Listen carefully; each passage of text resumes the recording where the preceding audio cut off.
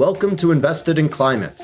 Protecting the planet and decarbonizing the global economy is the challenge of our time. We all have a role to play, and the opportunity we face is unprecedented. Invested in Climate aims to help people do more to address climate change through their work, investment, lifestyle, and activism. I'm your host, Jason Rissman.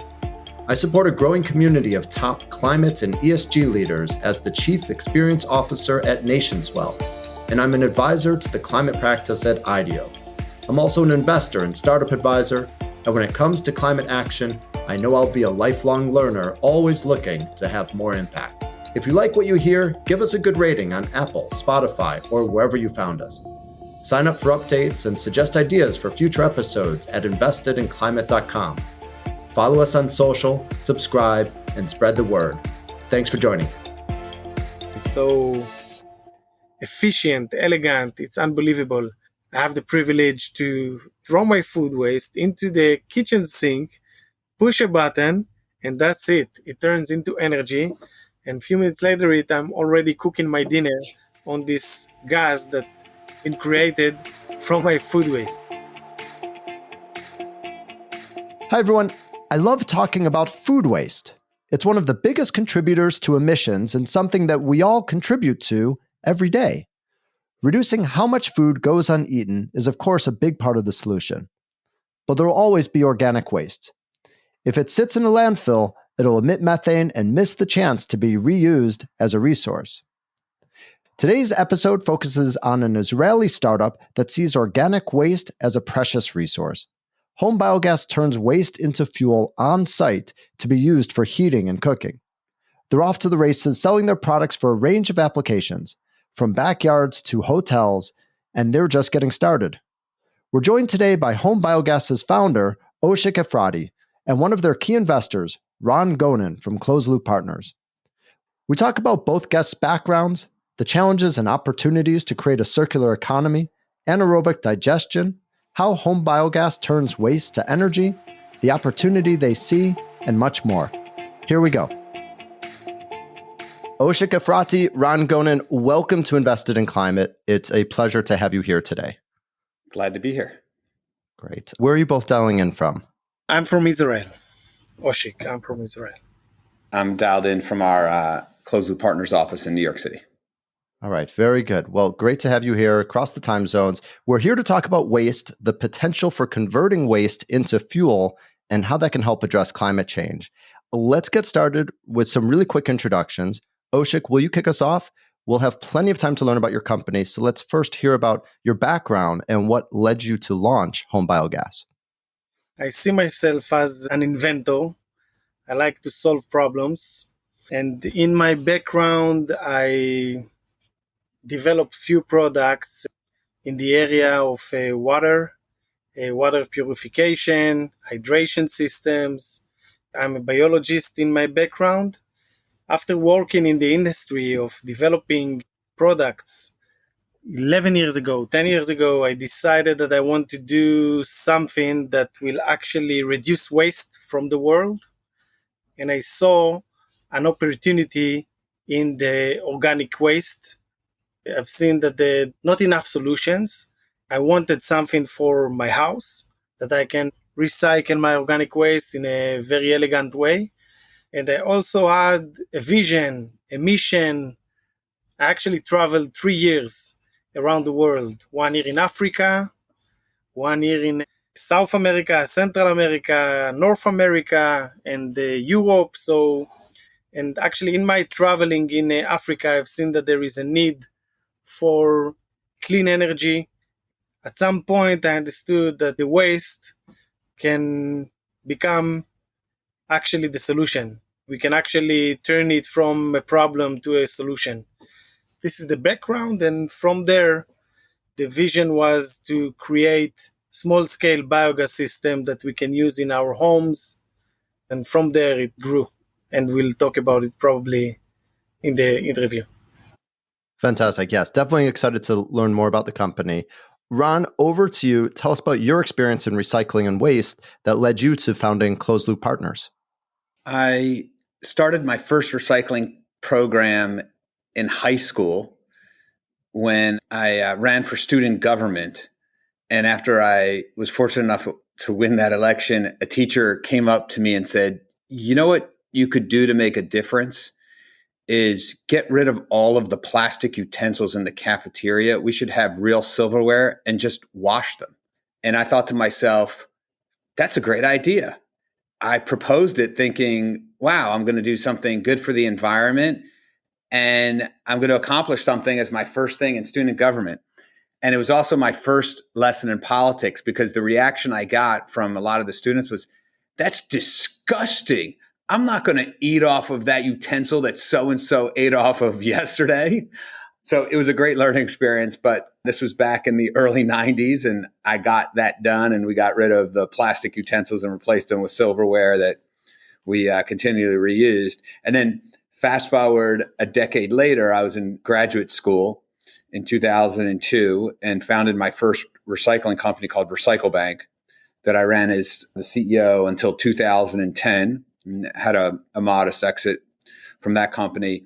And then I was recruited to join the Bloomberg administration in New York City, where they created a new role called Deputy Commissioner for Sanitation, Recycling, and Sustainability for me to come in and help reimagine the city sanitation department and launch an organics program, a apparel recycling program, expand the existing recycling program. And then when the Bloomberg administration was over in the end of 2013, beginning of 2014, I launched Closed Loop Partners, which was the first investment firm focused on building the circular economy. And here we are today. Fantastic. Ron, tell us a bit more about Closed Loop. As you know, while I was at IDEO, my team worked closely with yours on the Next Gen Cup and Beyond the Bag programs, two consortium-backed accelerators focused on eliminating single-use plastics. And so I'm aware that Closed Loop is not just a venture investor. Tell us about the firm and the different ways you're working to eliminate really the concept of waste. Closed Loop Partners was founded in 2014 with a focus on building out the circular economy. That means developing supply chains and manufacturing systems where we no longer rely on natural resource extraction to manufacture products or on landfills to dispose of products. We instead focus on manufacturing systems and supply chains where we're using recycled materials or material science to develop new types of materials, advanced product design software to manufacture products using less materials and waste less in the process, and then infrastructure to collect that material, either recycle it or reuse it. That was the focus of the founding of Closed Loop Partners in 2014. Fast forward to today, we have three business units. We own an innovation center called the Center for the Circular Economy that worked with IDEO on the Next Gen Cup Challenge, where we work on some of the most challenging bottlenecks where there's no investment solution yet. And we'll generally develop consortiums like we did with you in the Next Gen Cup Challenge amongst all of the industry players or the leading industry players to try to develop a solution for the industry. Then we have a investment firm that has a venture asset class, a credit asset class, and a PE asset class where we'll invest in companies. And then we have a operating business unit where we're the largest shareholder in a company called Circular Services, which today is the largest privately held recycling company in America. Incredible. Thank you, Ron. And your work across the circular economy really offers you a unique perspective on the problem that Oshik's company is working to solve. So before we get into the specifics of HomeBiogas, tell us a bit about the impact of food waste on climate and why innovative solutions like his are needed.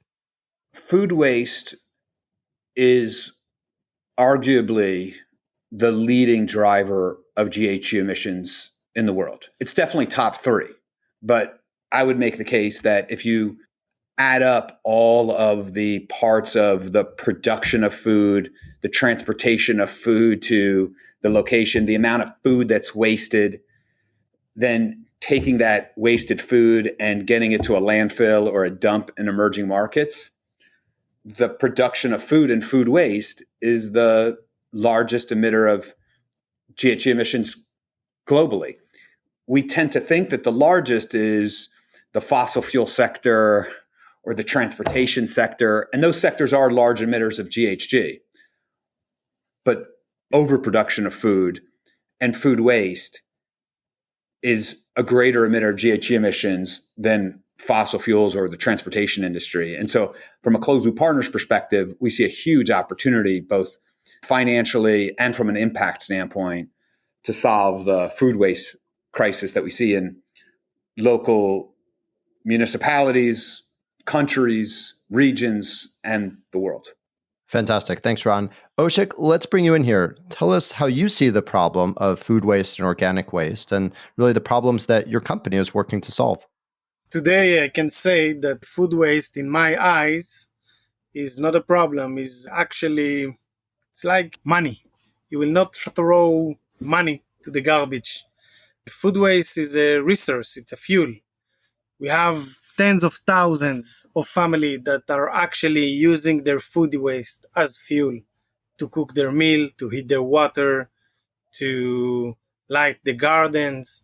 I see food waste as something that is a valuable product. This change of perspective is something that each of us we all can transform to see waste as a resource.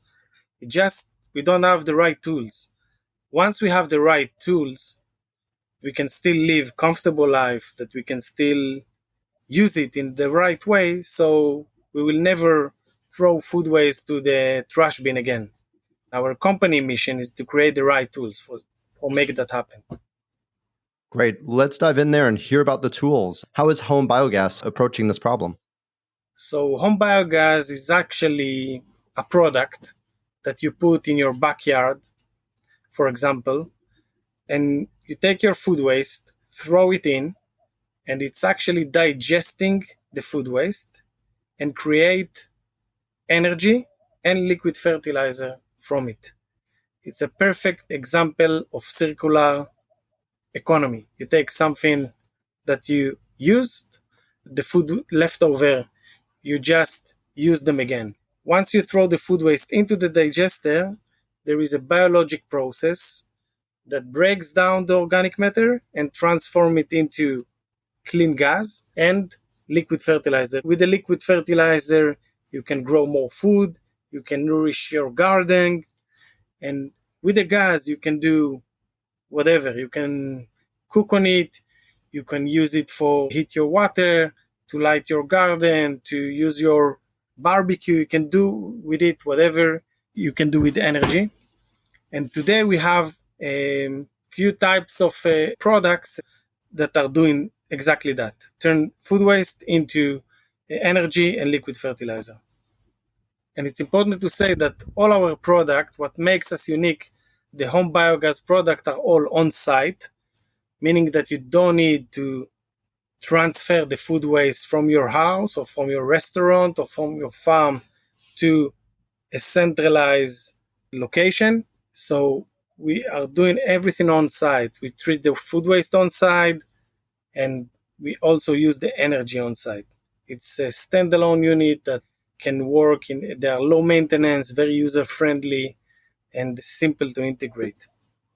Thanks, Oshik. Let's go deeper there and understand the technology that you've developed. I believe it involves anaerobic digestion, and I'm curious what else makes HomeBiogas' systems possible. The basic of it is anaerobic digestion. Anaerobic digestion is an environment. It works like a stomach. The food waste or the organic matter. By the way, it's not just food waste. It can be also animal manure, even human waste. Today we are supplying a lot of biotoilet that actually treat human waste. It's also organic matter. So the organic matter actually contains a lot of energy in it. It's a good material. Once it go into the right environment, it accelerate the breakdown of it. And once it break down, methane gas is going up. And it's also break down to all the micronutrient that actually made our vegetables or our food good for us. So anaerobic digestion is an environment lack of oxygen, and it also have bacteria, methanogenic bacteria, and there are biologic processes that actually break the food or the organic waste into small particles. Some of it is gas, and some of it is micronutrient that actually can be used as liquid fertilizer. This is the anaerobic digestion, but it's not enough. You need to collect the gas, you need to clean the gas, you need to make pressure to deliver it from one side to another. And the home biogas is doing it all. Great. And to be able to do this all on site, I've seen images of these self-contained units. Tell us what's happening in there, aside from the anaerobic digestion that allows you to convert the waste into fuel. We need to understand that it's a product, meaning that it comes in a box. Everything is in the box. So it's easy to install. It doesn't take a lot of space. It doesn't have smell. It's totally sealed. It's very safe. It stands today, the highest safety standards today. It stands for the highest safety standards like ISO, like CE. And today it's adopted by international organizations like government, like the UN. We sell this product in over 100 countries today. And yeah, it's a product. You take it out of the box, install it, maintenance, low maintenance, easy to use. Great. Thank you, Oshik. Ron, Closed Loop Partners is an investor in HomeBiogas. Tell us about the potential you see. We see home biogas to be a catalytic solution globally. We think it has applications for emerging markets where access to sanitation, clean energy are extremely limited and cause a lot of health and environmental issues, and where building the type of sanitation or waste management infrastructure that we have in developed countries would cost hundreds of billions, trillions of dollars. We have the opportunity to solve those health and sanitary and environmental issues with a very affordable and flexible product, which is the home biogas system. Amazing solution for emerging markets. We also see it as an amazing solution for developed markets, where in North America today, waste disposal is extremely expensive. Fertilizer is expensive, and energy is becoming more expensive and actually less reliable where the grid keeps going down. And therefore, we see home biogas as a incredibly catalytic solution for emerging markets, U.S. markets, tackling a issue that in many areas is the leading emitter of GHG. Thanks, Ron. Oshik, back to you. Would you add anything to how Ron described the market opportunity? Do you see it differently, or is that consistent? The market opportunity is definitely huge, from families in remote areas in Africa, Latin America, and to restaurants, hotels, building apartments, and finally to biotoilet, to toilet, which we all use. So definitely it's all around us. We are creating waste every day, and it can be treated. And in terms of a climate impact or environmental impact, are you able to measure what you've been able to accomplish so far and what the potential is for home biogas? Yes, actually, in the last 2 years, we are doing internally an ESG report, an impact report. It's like a financial report, but it measures not the financials, it measures the environmental impact, social impact. And actually, the numbers are pretty impressive. If we look at 2022, as a company, we created 880 tons of carbon emissions. And that's including all our drive, flights, production. But actually, we took off from the climate 124,000 tons of carbon emissions, which is almost double than 2021. And we also, because we are working also in developing countries, we work in Africa. So each system that actually is operating there is saving 13 trees every year. So last year we saved 200,000 trees. We measure it and we have a lot of focus on it as a company. Great. And Oshik, you mentioned that your products range from small backyard systems to commercial grade systems for apartments, restaurants, and hotels. Tell us about your traction and how you're thinking about these different applications and your go-to-market for each. So in the beginning, the focus was on actually bringing the solutions to developing countries. And once we got enough experience and knowledge and know-how on how to treat food waste or organic waste on site, we actually took the mission to bring the solution to places like the US, to modern countries. And in the last 3 years, we are working intensively on creating solutions to restaurants, hotels, multifamily houses. And we have a very unique solutions, very innovative, that soon we will see them first in New York, and probably the following year we will start to see them in very familiar restaurants, fast food chains. And actually we want to replace existing trash bins in elegant, innovative, modern biogas systems, on-site biogas systems. And so help us understand how that works. Is all of the organic waste from, say, an apartment building or a hotel goes into a home biogas system and it stays there for a bit, it gets treated, and it becomes fuel for cooking and heating. Is that right? So actually, in the next few months, we will install our first biogas system in a multifamily house in New Jersey. The food waste of the families that lives there, it's more than 300 families in this multifamily house. They will throw their food waste to the chute, and from there it will actually go to a biogas system that will sit next to the normal trash bins. But instead of collecting it and taking it far away for treating it, it will turn it into energy that will heat the water of this multifamily house.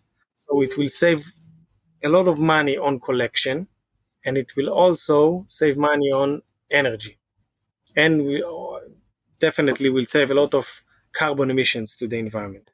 Incredible. I'm sure that for any real estate developer or builder that is thinking about building more sustainable homes or buildings, this is a really exciting solution. Oshik, you also mentioned toilets. Tell us about the market and what you're able to do with human waste. So the toilet is one of my favorites, and it's also becoming one of our best sellers. So the biotoilet, we call it a biotoilet.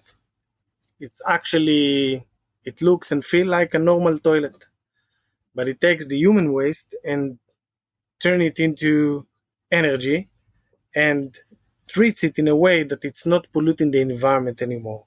So it's a great solution for places that they have no connection to sewage, and places that are still using all methods like, I don't know, just like shit pits, or places that doesn't have other solutions.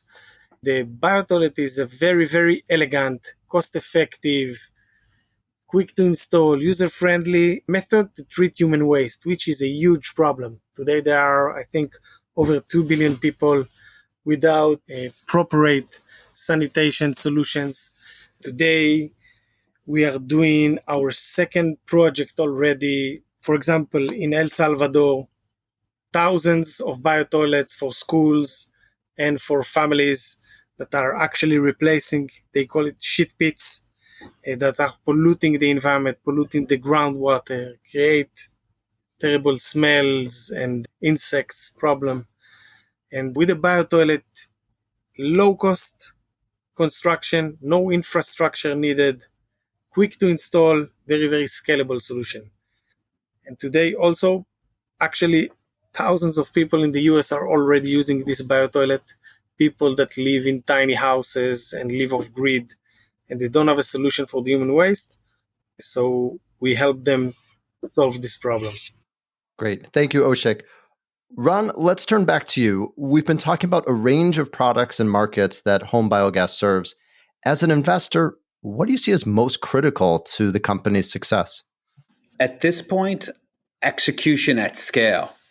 I think they've sold enough products globally to know that there's a significant amount of demand and that the solution saves families money, helps reduce GHG emissions. I think at this point, it's really a matter about getting to scale and manufacturing efficiency and operational excellence.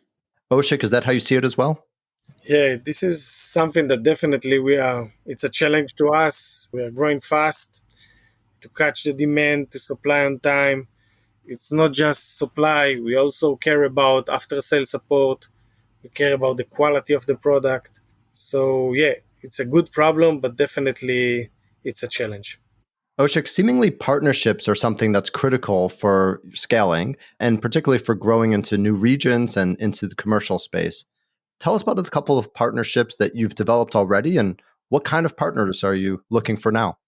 Partnership for us is a key to success. We believe in partnerships, in long-term relationships. I'll start with, we already have something like 20 distributors worldwide that are working in different countries like Brazil, like Mexico, like Colombia, El Salvador, India, Nepal, Kenya, and more and more. Those strong relationships that we see them as our partners, and they are helping us to bring our solutions to their regions. And we also create partnerships with companies, leading companies. And one or two examples are in the US, we have partnership with InSinkerator that are the largest suppliers of like InSink disposer. And together with them, we are working to create a solution that actually the biogas system will connect to the kitchen grinder. By the way, I'm using it already in my home. It's so elegant solution. It's so efficient, elegant. It's unbelievable. I have the privilege to throw my food waste into the kitchen sink, push a button, and that's it. It turns into energy. And a few minutes later, I'm already cooking my dinner on this gas that been created from my food waste. So this is one example for partnership that is active, and I believe it will grow. Another partnership that we have in the US is with RIM. RIM is one of the largest supplier of water heaters, boilers, and we are working together with them to create water heaters, boilers that will use the biogas to heat the water of their house. Our biggest partner is the Closed Loop that, as I see them, they are definitely pushing, transforming the US economy into circular economy. And not only in the US, also they are a very good example on how to do it economically and efficiently. Oshik, I want to rewind a bit into learning about the residential market in the US, where there's actually a really strong push to electrify everything, to move from gas appliances for heating and cooking to electric ones. And what you're describing is potentially a solution to use biogas produced from waste in the home. Is it enough for normal residential buildings and for families to be able to use their own waste to cook and heat with? Or do you see the future is really a mix of organic waste fuel and electricity? Yes, in some places, in most of the places that we work, they're still using the gas for cooking. But we definitely look and learn and understand that we need other applications to use the gas in a modern communities. This is why we are working. We already have some solutions to heat the water, to use the gas for heating water, for showers, for other uses. Some places we can also transform it into electricity or lighting. But definitely we are constantly working to create solutions, applications on how to use the energy efficiently. Anaerobic digestion is something that's really taking off in the United States in different levels. So there's a number of companies building large scale anaerobic digesters.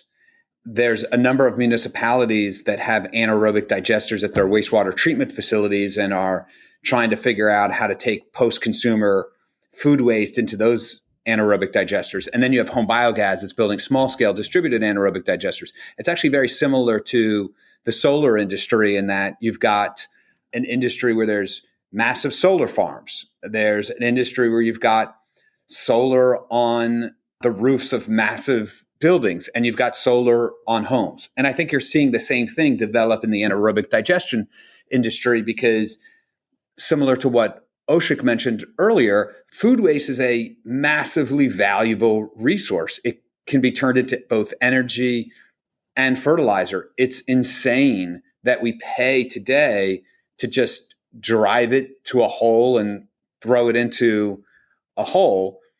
And while there is this major movement towards electrification, and I think that's really important, at the same time, there's going to be this clean, renewable gas that's going to be generated in major cities via either large-scale anaerobic digestion, small-scale anaerobic digestion, like home biogas, most likely a combination of the two.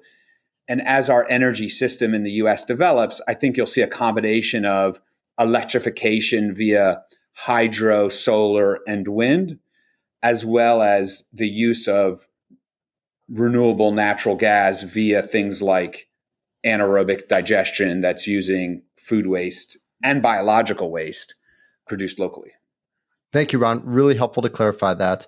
Let's look to the future now. Oshik, curious, what did the next few years hold for you? What are you hoping to accomplish, both from a business perspective and from an impact perspective? I see two major things.